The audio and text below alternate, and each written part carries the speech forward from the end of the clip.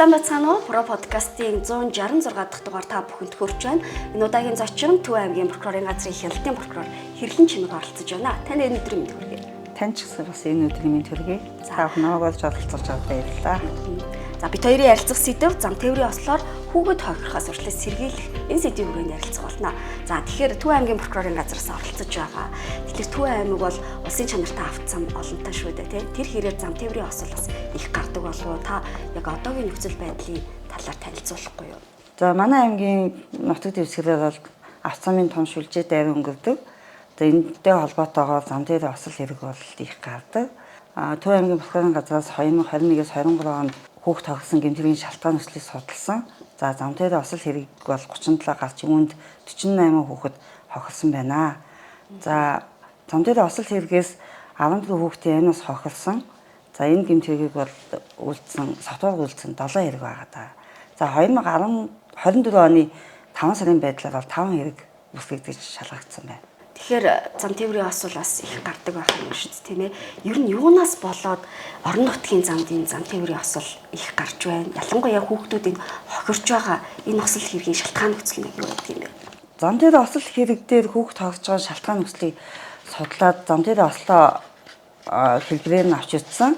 За анхуулсан, мөргөлдсөн, явган цацагч хэлбэрээр гэж тооцож үзсэн. За анхуулсан 12, мөргөлдсөн 14. За явган цацагч 14 хүүхэд хогссон байна. За анхуулсан, мөргөлдсөн энэ зам тээврийн осол хэрэгт хүүхд хогсож байгаа шалтгаан нөхцөл нь бол хүүхдийг бол тээвэрлэхдээ буруу тээвэрлж явж байна. За хүүхдийг бага насны хүүхдийг ялангуяа одоо 5-аас доош насны хүүхдийг өвөр дээр авч явж байна. Эцэг эхчүүд өөрсдөө жолооч судлын бүсээ бүсэлдэг. Арын судал дээр хүүхдээ авч явахдаа зориултын судалтанд авч явдггүй, бүсийг бүслүүлдэггүй.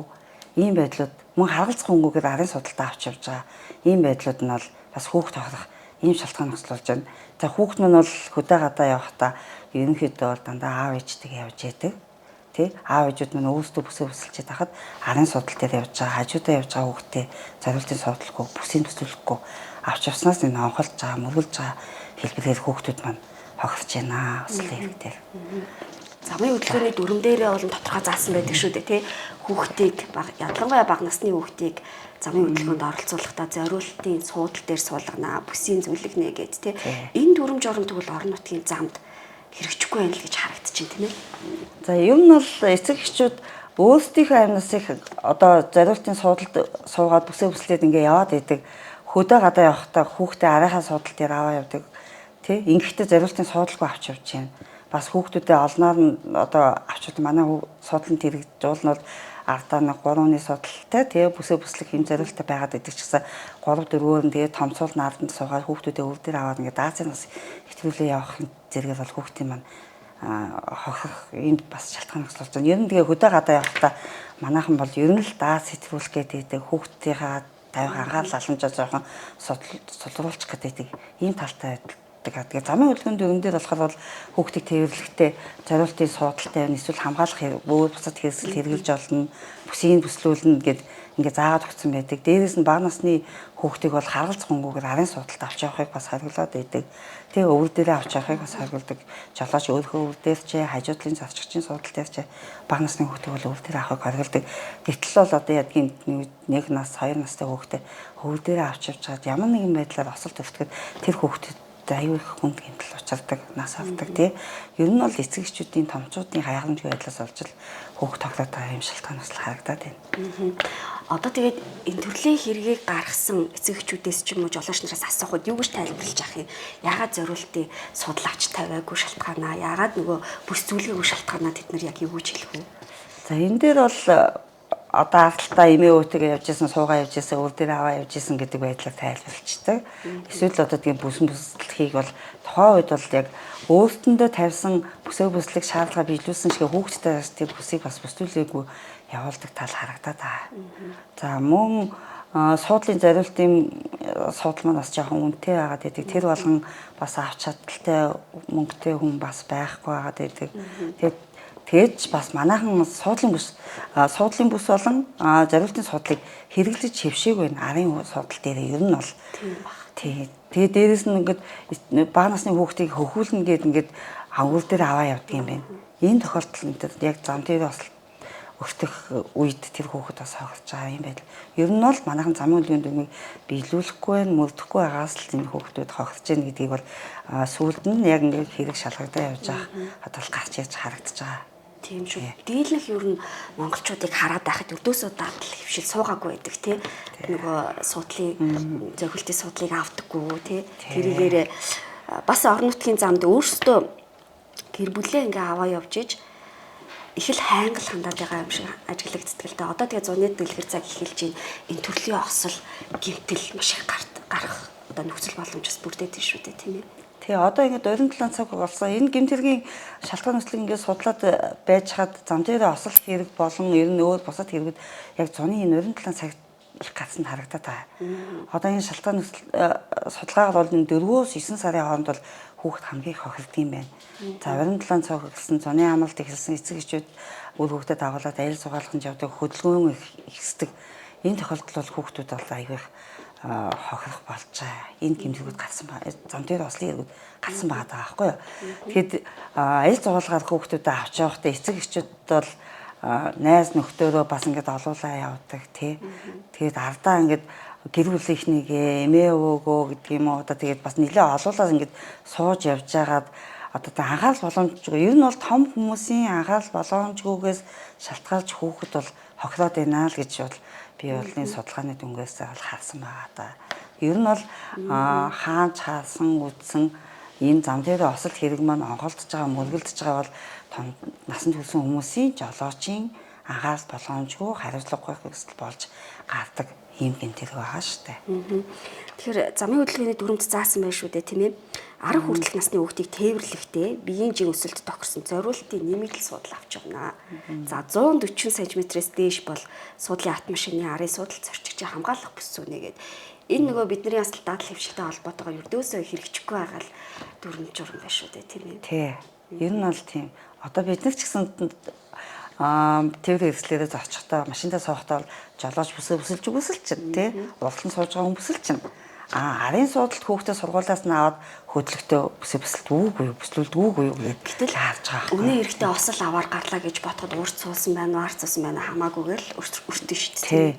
Ер нь бол суудлын бүс маань ямар зорилттой гэвэл тухайн хүүхдийн хүний эрүүл мэндийг биеийг хамгаалах ийм л зорилттой байгаад байгаа шүү дээ. Гэвтэл бол хүүхдийнхаа аюулгүй байдлыг хангаж бүсийг бүслүүлдэггүй, зорилтын суудалд нь суулгахгүйгээр тэрвэлж явж байна гэдэг маань бол ер нь эцэг эхчүүд бидний бас болоотой үйл ажиллагаанаас болж хүүхэд маань хохирох юм болж юм л гэж ойлгож байна. Ер нь бол бүгдээрээ арийнхаа судалтаа хүүхдээ авч явах, уртлынхаа судалт хүүхдээ суулгаж явахдаа бүсийг бүслүүлэх, зорилтын судалтанд суулгах тийм ээ. Арийнхаа судалт суулгаж байгаа бол эцэг эхэнд хоёулаа урдаа биш, нэг нь ардаа хүүхдээ хараа суух. Ийм хууль дүрмдээ заасан энэ дүрмийг л биелүүлэх ийм шаардлага байна гэж.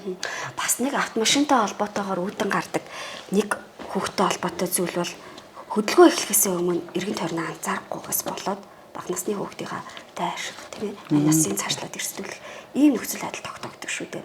Энэ тал дээр та бүхний одоо жишээл Төв аймгийн нутаг дэвсгэрт гарсан тохиолдол юм байгаа юм.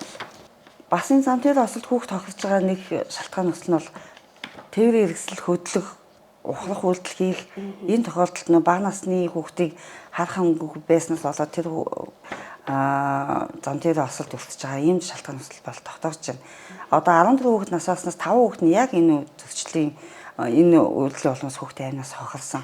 За хохирж байгаа хүүхдүүдээ ингээд насыг наваад үзэхэд дөнгөж хөлд орж байгаа яг л тэмдэл тундал гэд алхачаад сулсан хүүхдүүдээр манай эцэг эхчүүд болон томцолж байна. Айгүй хайхамжгүй байдаг юм байна гэж харж байгаа. Одоо айлын хашаанд гэртээ очоод гэрийнхээ гаднаас хөдлөх байна. Айлд очисон хүн машинаа хөдгөхдөө тэр айлын тэр нэлэх хүүхдүүдийг хойгоор болдоо байна уу гэдгийг үзэж хардггүй юм байна. Тэ? Ер нь тэгээд тэр дөнгөж хөлд орж байгаа хүүхд уцраа мэдгүй хүүхдүүдээр хаа явж байгаа бол яаж байгаа бол гэж одоо машин тэрэг хөдлөх гэж хахад эцэг эхчүүд нь ах トゥ нар нь юусан анзаардгүй юм байна. Яг ийм тохиолдол бол одоо манай Төв аймагт бол гарсан. Одоо ингээд найз нь айлд очичоод гэрээс нь хөдлөхдөө тухайн айлын 1 нас 2 нас 1 нас 2 сартай хүүхэд машинд нь мөргөдөд нас авсан ийм тохиолдол гарч байгаа. Тэгээ ер нь энэ гэмтэрэг дээр огт танихгүй хүн гэхээсээ илүү бас эцэг эхчүүд нь өөрсдөө бас энэ гэмт хэргийг үлдэж байна. Эсвэл тухайн айлд исэн таньдаг хүн байгаад байна. Тэгээд дээрэс нь найз нөхдүүд нь одоо айлд очиод туслаад гарахтаа тухайн хүүхдийг одоо тухайн айлын тэр нэлэх хүүхдийг бас анзаарахгүйгээс болоод энэ гэмт хэрэг бас гарсан. Тэгээ ер нь бол жолооч тээврийн хэрэгслийг хөдөлгөхдөө машин тэргээ бүрэн бүтнийг нэгдүгээр харах хэрэгтэй, хоёрдугаар ойр дорынхыг харж үзэж шалгах хэрэгтэй. Гуравдугаар бол тухайн айлд ийм бага насны хүүхэд байсан, дөнгөж энэ хүүхэд байсан шүү гэж бас тухайн мэдрэмжээрээ тэр орчин тойрондоо дүнэлт өгч, эрэг гэж тооч хүүхдээ аваарай гэдэг юм уу анхааруулж тэр айлынханд тэр ийм байдал гаргаагүй гэсэн болоод бас ингэж бүр дөнгөж хөл тавж байгаа хүүхдүүд маань амьдрал үзэж чадахгүй л ингээд бас энэ гэмт хэрэг охирч болж байна. Ялангуяа одоо аялал жуулчлалын улирал эхэлчлээ. Амралтын газруудаар үйлчлүүлэхдээ бас анхаарч үзэх хэрэгтэй байх нь шүү дээ. Өөрөөс нь гадна маш олон хүмүүс тэрнгээр байгаа гэдгийг анзаарахтай байж машинаа хөдлөхдөө ер нь л сэрэмжтэй байхгүй бол энэ мэд санамсар болгоомжгүй байдлаас үүсэх гэмт хэрэг зөрчлүүд бас их гарах нь шүү дээ. Ер нь бол олон хүнтэй газраас хөдлөх айлын гаднаас хөдлөх бүгд л адилхан зам тэрийг зам хөдөлгөөний дүмээр биелүүлэл эргэн тойрноо үзэж харж аюулгүй байдлыг хангаж тэгжээж хөдлөх ёстой л гэж үзэж байна. За орон нутагт бас хүүхдүүд зам тээврийн осолд өртөж байгаа нэг шалтгааны нөхцөлийг ерөн судалгаанаас хараад байхад насан туршаагүй хүүхдүүд эцэг эхийнхээ автомашин, мотоциклыг унах, ингэснээрээ осол гаргах ийм тохиолдлууд ер нь Төв аймгийн хэмжээнд хэрэг гарч байна. Ер нь улсаар одоо бусад аймагуудын хэмжээнд бол аюулх гардаг юм билээ.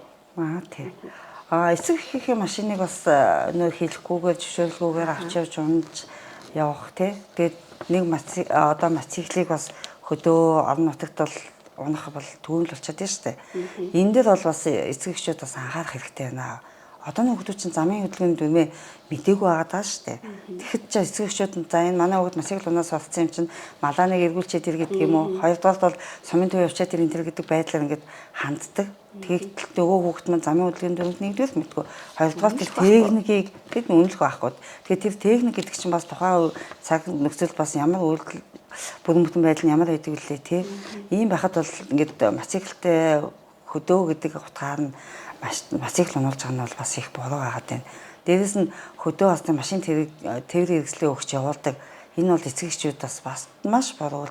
Хүүхдээ хэдийгээр нөгөө хүүхд чинь насан туршаагүй мотоцикл ундаг, машин барьж чаддаг болсон ч гэсэн энэ маань бол одоо эцэг эхчүүдийн өөрсдийн болгоос бас энэ хүүхдүүдийг энэ хэргийн хохирогч болох, гэмт хэрэг үйлдэх ийм боломжинд хангаад байгаа юм шиг байна. Ер нь бол хангаж яах гэж миний хувьд бол хардаг. Яагаад тэгэхээр насан туршаагүй буюу 18 насны туршаагүй хүн чинь тээврийн хэрэгсэл жолоодох тодорхой шалгуур хангацсан, шалгалтын өгсөн, сургалтанд нь суудсан ийм байж тээврийн хэрэгсэл жолоодох эрхтэй болно, үнэлэхтэй байж болно. Гэтэл тэр нь бол байхгүй хахад чинь машинаа өгч явуулдаг энэ бол маш буруу. Энэ үйлдэлээс нь болоод цаашлаад нөгөө хүүхд маань гэмтэж бэртэх альсвал өөр хин нэгэн хүнийг дайрч гэмтэх ч юм уу хохирох асуудал гарна шүү дээ. Хэрвээ ийм байвал эцэг эхчэн ч юм уу асран хамгаалагч нь ямар хариуцлага хүлээлгдэг юм бэ?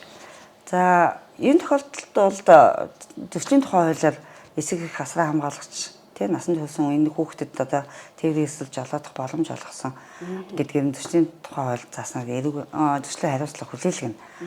Тухайн хүүхэд өөрөө зам тээврийн осол хэрэг гаргаад хүний эрүүл мэндэд хохирол учруулсан, эд хөрөнгөнд хохирол учруулсан байх юм бол эрүүл хууль зааснараа хариуцлага хүлээнэ. Нэгдүгээр. Хоёрдугаар бол насан туршаагүй хүүхэд бусдын эд хөрөнгөнд хохирол учруулах, бусдын эрүүл мэндэд хохирол учруулсан байх юм бол эцэг эх нь иргэний хариуцлагчаар татагдаж тэр хохирлыг нөхөн төлнө. Ер нь бол тухайн одоо зам дээр осол хэрэг дээр хүүхэд маань гэмт хэргийн субъект болох насанд нь хүрсэн байх юм бол өөрөө бас эрүүгийн хариуцлага хүлээн шүү. Энэ дээр бол бас ингэж эцэг эхчүүд нь бас энийг бас ойлгож хүүхдэд бас хэлж тайлбарлаж авах хэрэгтэй. За тэгэхээр ер нь энэ зам тээврийн ослоор хүүхд хохирохоос өршлөн сэргийлэх чиглэлээр Төв аймгийн прокурорын газраас ямар ажлууд хийж байна вэ? За Төв аймгийн прокурорын газраас зам тээврийн осол хэрэгээс хүүхдийг хамгаалах улсын сэргийлэх чиглэлээр бол судалгаа хийсэнтэйгээ холбогдуулаад сургуулийн багш нарт бол яриа хийсэн. За сургуулийн багш нараар дамжуулаад эцэг эхчүүд нь бол бас одоо өрн дулаан цаг эхэлсэн сургуулийн амлалт эхэлж байгаатай холбогдуулаад одоо аял зугаалгаар явах бол хүүхдүүд энэ зам дээр ослын хэрэгс улсын сэргийлээд тий өөрсдийнхөө одоо ингээд бүсээ зүгээ жолооч бүсээ зүгээд явдаг шигэ хүүхдэд зориултын суудал суулгаад бүсийг бүслүүлээд аюулгүй байдлыг хангаад өөрийнхөө болон хүүхдийнхээ аюулгүй байдлыг хангаж замын хөдөлгөөний дүрмээ одоо ингээд биелүүлж яваараа гэдэг талаар нь сургалт оруулсан байна. Замын цагдаагийн тасаг болон одоо манай батгарын байгууллагч гэсэн одоо аж ахуйн нэгжүүдтэй сургуулиудад яриа танилцах хийж байгаа. Ер нь бол энэ зам дээр осол гэмтэх төслөөс улсын сэргийлэх чиглэлээр яриа танилцах хийгээд дээрэс нь гараа явуулах материалуудыг бол тарааж ажиллаж байна. Гэхдээ хүүхдүүд томчуудаас илүү бас замын хөдөлгөөний дүрм журмын мэдэм шиг надад санагдаад байгаа байхгүй юу? Тэ ногоон гэрлээрээ гар тэ гарцаараа гарыг гэдэг ч юм уу. Хоёрдугаарт хүүхдүүд нь өөртөө аав ээжтэй за би бүсээ зүй гэдэг нэг шаардлага тавихаар нөгөөдөл нь үгийн сонсдгоо ч юм уу тэ наазахын хамгаалах үүргээ биелүүлээгүйгээсээ ирээдүйд учирч болохын эрсдлийг тэ бас бий болгоод байна шүү дээ. Босол тэгэхээр энэ тал дээр та подкастын төгсгөлд эцэгчүүдэд жолооч нар тандаж юу гэж хэлмээр байна? За жолооч нар эцэг эхчүүд одоо найз нөхөддөө хүүхдүүд сурагч багш нарт бас анхааруулж хэлэхэд замын хөдөлгөөний дүрм заасан тэр бүсээ бүслэх зориултын суудалтай болох тэр замын хөдөлгөөний дүрм заасан энэ дүрмийг бол одоо ягшил биелүүлж замын хөдөлгөөнтэй соёлтой оролцож үр хүүхэд өөрсдийнхөө тий бусдын эрүүл мэнд дайнаас аюулгүй байдлыг хангаж ажиллацгаая гэж уриалж байна. За энэ удаагийн подкастт Төв аймгийн прокурорын газрын хяналтын прокурор Хэрлэн Чимэг оролцлоо. Танд ирж оролцсонд баярлалаа. Ажлын амжилт хүсье. Баярлалаа. Намайг урьж оролцсонд баярлалаа. За Про подкастын 166 дахь дугаар 5 хүнд хүрлээ. Подкасттай холбоотой санал хүсэлтээ Улсын ерөнхий прокурорын газрын олон нийтэд харилцаалтанд эвлээрэй.